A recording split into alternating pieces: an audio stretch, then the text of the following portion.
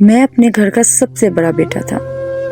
اپنے والد کے بعد تمام ذمہ داریاں مجھ پر آ گئیں۔ چھوٹی عمر میں ہی مجھ پر گھر کی ساری ذمہ داریاں آ گئیں۔ ان ذمہ داریوں کو پورا کرتے کرتے میں بہت خاموش ہو گیا اور غصے والا ہو گیا تھا، ہر وقت چڑچڑا رہتا۔ میری والدہ نے کہا کہ احمد، اب تمہاری شادی کی عمر ہو گئی ہے، کیوں نہ تمہاری شادی کر دی جائے۔ میں نے بھی بہت غصے میں جواب دیا کہ نہیں، مجھے شادی نہیں کرنی، مجھے کوئی ضرورت نہیں۔ لیکن میری والدہ نے مجھے چپ کروا دیا اور کہا نہیں، میں رشتہ دیکھنے جاؤں گی، اگر پسند آ گئے تو تمہاری شادی کر دیں گے، تمہیں بھی میرے ساتھ لازمی جانا ہوگا۔ میرے بہت انکار کرنے کے باوجود میری ماں نہ مانی، پھر میں بھی خاموش ہو گیا۔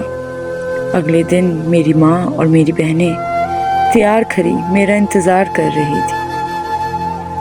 میں آیا اور ان کے ساتھ چل پڑا۔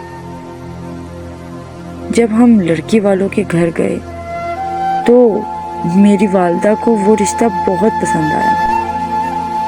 انہوں نے مجھ سے پوچھا تو خیر مجھے بھی گھر اور لڑکی مناسب لگی تو میں نے بھی ہاں کر دی۔ میری شادی ہو گئی۔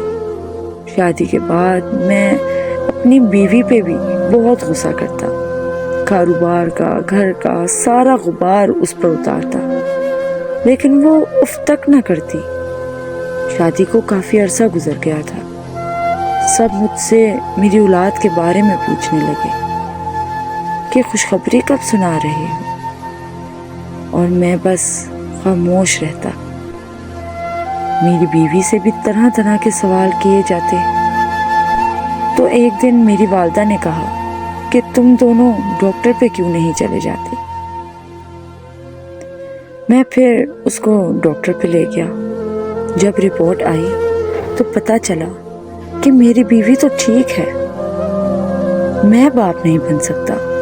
یہ سن کر میں تو پاگل سا ہو گیا۔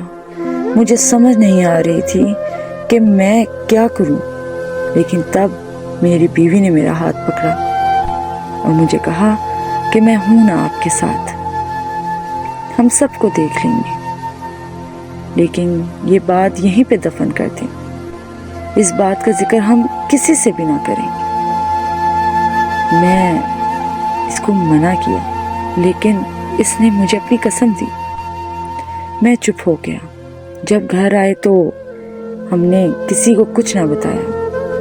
وقت گزرتا رہا، میری بیوی دنیا کی، ماں کی، بہنوں اور خاندان والوں کے تانے سنتی رہی۔ کوئی اس کو بھانج کہتا تو کوئی کچھ، لیکن وہ خاموشی سے یہ سب کے تانے سنتی رہی، لیکن کچھ بھی نہ بولی۔ اس نے میرا نام کبھی نہ لیا کہ اصل وجہ تو میں ہوں۔ وقت گزرتا گیا اور وہ ہمیشہ کی طرح میرا خیال اور عزت کرتی رہی۔ اس نے مجھے بہت بہت بدل دیا۔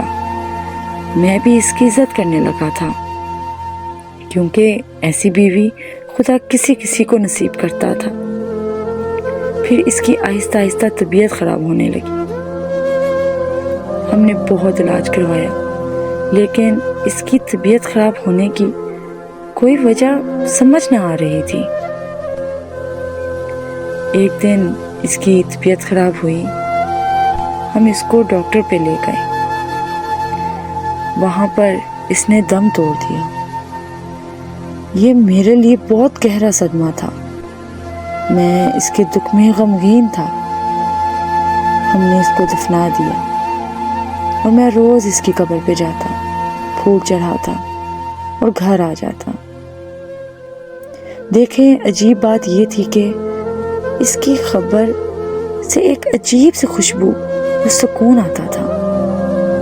ایک دن میں گیا تو وہاں پر موجود ایک آدمی نے مجھ سے پوچھ لیا کہ کیوں اس قبر سے اتنی خوشبو آتی ہے، یہ کون ہے؟